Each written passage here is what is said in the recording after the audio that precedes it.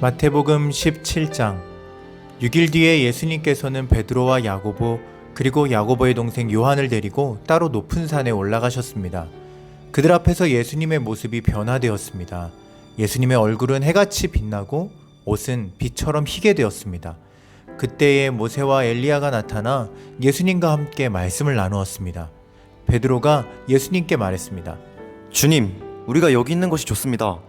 원하신다면 제가 여기에 천막 3개를 세우겠습니다. 하나는 주님을 위해, 또 하나는 모세를 위해, 그리고 마지막 하나는 엘리야를 위해서 말입니다. 베드로가 말하는 동안에 갑자기 빛나는 구름이 그들 위를 덮고 그 속에서 이는 내가 사랑하며 기뻐하는 아들이다. 너희는 그의 말을 들어라. 하는 소리가 들려왔습니다. 제자들이 그 소리를 듣고 얼굴을 땅에 대고 엎드리며 무서워하였습니다. 예수님께서 그들에게 오셔서 어루만지시며 말씀하셨습니다. 일어나라, 무서워하지 마라.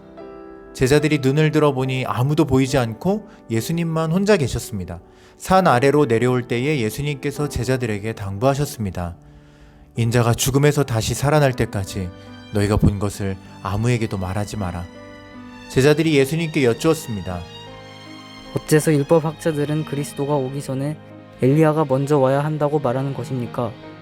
예수님께서 대답하셨습니다. 엘리야가 와서 모든 것을 회복시킬 것이다. 그러나 내가 너희에게 말한다. 엘리야는 이미 왔다. 그런데 사람들은 그를 알아보지 못하고 그에게 자기들 마음대로 하였다. 이처럼 인자도 그들로부터 고통을 받을 것이다. 그때서야 제자들이 예수님께서 세례자 요한을 두고 말씀하셨다는 것을 깨달았습니다. 예수님과 제자들이 사람들에게 갔을 때 어떤 사람이 예수님께 와서 무릎을 꿇고 절을 하며 말했습니다. 주님, 제 아들에게 자비를 베풀어 주십시오. 이 아이가 간질에 걸려서 너무나 고생하고 있습니다. 이 아이는 가끔 불에도 뛰어들고 물에도 뛰어듭니다. 제가 이 아이를 제자들에게 데리고 왔었는데 고칠 수 없었습니다. 예수님께서 말씀하셨습니다. 아, 믿음이 없고 뒤틀어진 세대여. 도대체 언제까지 내가 너희와 함께 있어야 하겠느냐? 언제까지 내가 너희를 참아야 하겠느냐? 그 아이를 내게 데리고 오너라.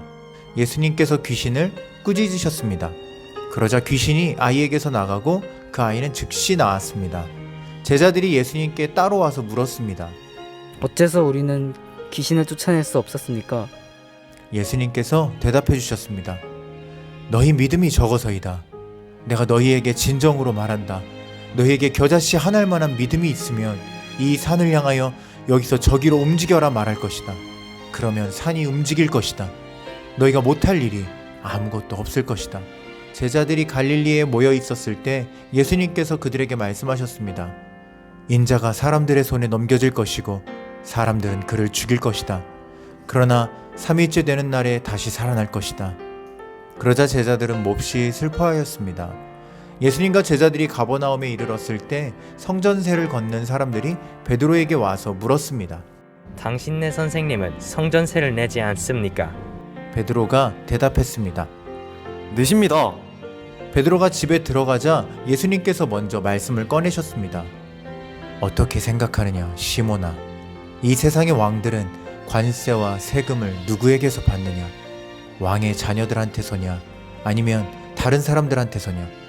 베드로가 대답했습니다. 다른 사람들에게서입니다. 예수님께서 베드로에게 말씀하셨습니다. 그러므로 왕의 자녀들은 세금을 낼 필요가 없다. 그러나 성전세 걷는 사람들을 자극해서는 안 되겠다. 그러니 호수에 가서 낚시를 던져라. 그리고 첫 번째 낚은 물고기에 입을 벌려 보아라. 은돈 1개가 있을 것이다. 그것을 가져다가 성전세 걷는 사람에게 나와 내 몫으로 주어라. 마태복음 18장. 그때 제자들이 와서 예수님께 물었습니다. 하늘나라에서는 누가 가장 높은 사람입니까?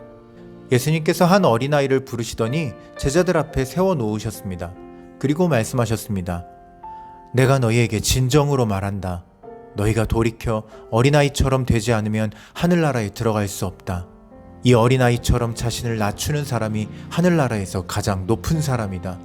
누구든지 내 이름으로 이와 같은 어린아이를 환영하는 사람은 나를 환영하는 것이다.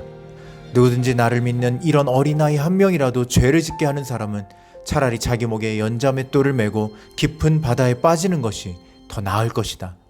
사람들을 넘어지게 하는 방해물 때문에 이 세상에 화가 미친다.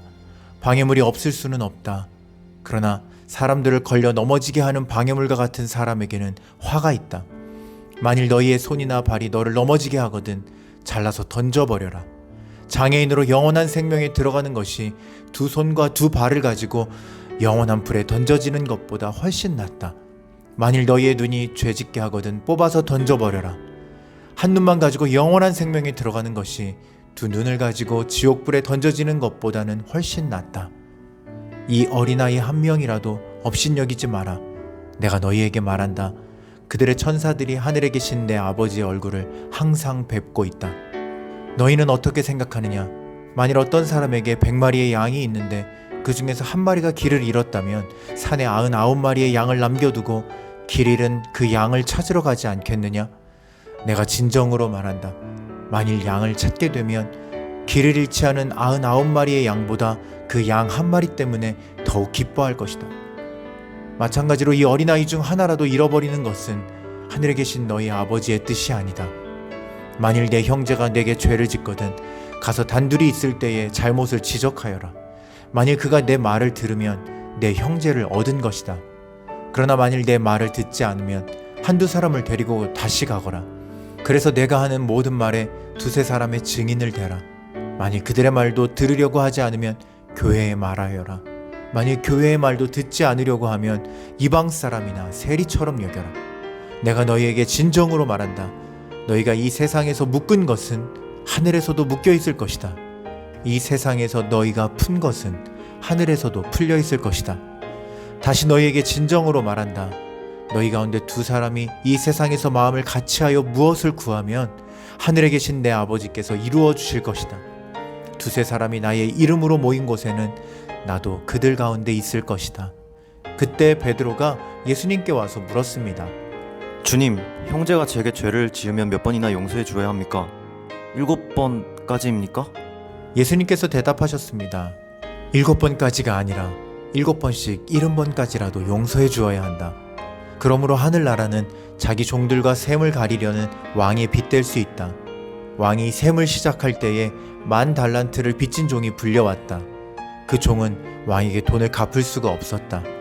그래서 주인은 종에게 아내와 자녀들과 가진 것을 다 팔아 빚을 갚으라고 명령했다. 종은 주인의 무릎 아래 엎드려 빌었다. 기다려 주십시오. 제가 모든 것을 갚겠습니다. 주인은 그 종을 불쌍히 여기고 풀어주며 빚을 없던 것으로 해주었다. 그런데 그 종이 나가서 자기에게 100데나리온을 빚진 동료를 만났다. 그는 동료의 멱살을 잡고 말했다. 나에게 빌린 돈을 어서 갚아라. 동료는 그 종의 무릎 아래 엎드려 빌었다. 기다려주게. 내가 모든 것을 갚겠네. 그러나 그 종은 들어주지 않았다. 가서 동료를 감옥에 넣고 자기에게 빚진 것을 다 갚을 때까지 갇혀있게 하였다. 다른 동료들이 이 광경을 보고 매우 딱하게 여겨 주인에게 가서 일어난 일을 자세히 말씀드렸다. 그러자 주인이 그 종을 불러 말했다. 이 악한 종아, 내가 나에게 빌기에 내가 내 모든 빚을 없던 것으로 해주었다. 내가 내게 자비를 베풀었던 것처럼 너도 내 동료에게 자비를 베풀어야 하지 않느냐? 그 주인은 매우 화가 나서 그 종을 감옥에 넣고 자기에게 빚진 것을 다 갚을 때까지 감옥에 있게 하였다. 이와 같이 너희가 형제를 마음으로부터 용서하지 않는다면 하늘에 계신 내 아버지께서도 너희에게 이같이 하실 것이다. 아멘.